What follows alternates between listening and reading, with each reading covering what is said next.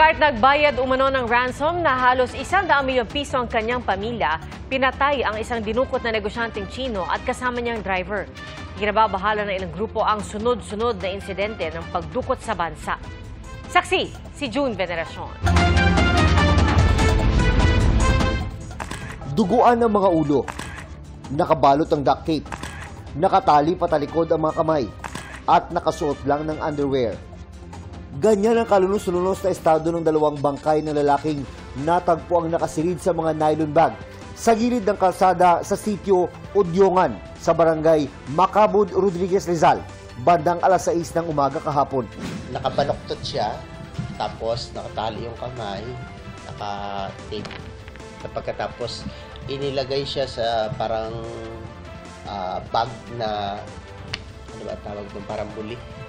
Parang yung bag na plastic, pinagdugtong yung nylon. Ganun yung nakita sa kanya. Tapos yung isa, katabi niya rin. Kinilala ni PNP spokesperson Brigadier General Jean Fajardo ang mga biktima ay ang dinukot na Chinese businessman na si Kong Yuan Guo na may Filipino name na Anson Tan o Anson Ke at ang kanyang driver na si Armani Pabilio. Huli silang nakitang buhay noong March 29 ng hapon habang paalis sa opisina ni Ke sa Valenzuela. Kinabukasan, March 30, inireport ng pamilya ni Ke sa PNP Anti-Kidnapping Group ang pagkawala nila. Nito namang Martes na-recover sa barangay Bahay Toro sa Quezon City ang itim na luxury van na huli nilang sinakyan. Hanggang sa matagpuan na ngang patay ang dalawa sa Rodriguez, Rizal.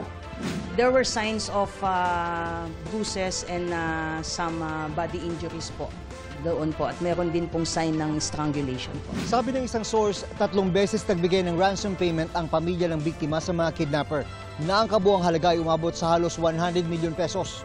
Pero sa kabila nito, pinatay pa rin ang biktima at kanyang driver. Sabi ng PNP, hindi ito ordinaryong kidnapping. Sa karaniwang kidnapping nila, pinapakawalan ng biktima pagkabayad ng ransom. Nasa produksyon ng bakal o steel industry ang negosyo ni Ke. Pero tinitingnan daw ng PNP ang posibilidad na konektado sa Pogo ang krimen. Isa po yun sa tinitingnan po nating anggulo and possible involvement po ng isang grupo behind this incident and previous incidents na involved po sa Pogo-related operation po. Bumuo na rin ng Special Investigation Task Group ang PNP. Sa pahayag na pinadala ng pamilya Ke sa kanilang abogado, sinabi nitong sinusuportahan nila ang investigasyon ng PNP-AKG para makamit ang hustisya. Ayon sa pulisya, humingi muna ng privacy ang pamilya. Ang mga insidente ng kidnapping ay kinababahala ng iba't ibang grupo.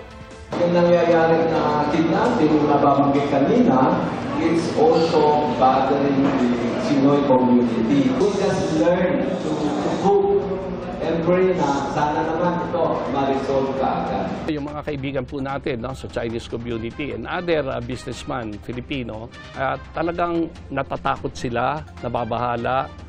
Ang tanong, who is next? Ang PNP po ay hindi po titigil hanggat ma-resolve po at mapapanagot po yung mga responsible po dito sa insidente po na ito at para maiwasan po na may susunod pa pong mga ganitong insidente.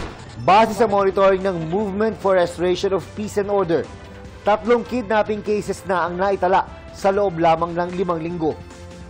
Ayon naman sa Federation of Filipino-Chinese Chambers of Commerce and Industry Incorporated, 12 na ang naitala nilang kidnapping cases mula January 2025. 10 sa mga biktima ay Chinese. 40 kaso ng kidnapping naman ang naitala ng PNP Anti-Kidnapping Group mula January 2024 hanggang February 2025. 10 rin sa mga biktima ay Chinese. Sa isang pahayag, nananawagan ng Chinese community ng agaran at malinaw na aksyon para mapanagot ang mga sangkot sa kidnapping. Ang Malacanang, tiniyak na patuloy na iimbestigahan ang mga kaso ng kidnapping sa bansa. Di po ito tutulugan ng gobyerno. Ang lahat po na nagaganap dito ay pinagbilin po ng Pangulo na dapat imbestigahang mabuti para po malesen o ma-eradicate ang mga ganitong klaseng krimen dito sa Pilipinas.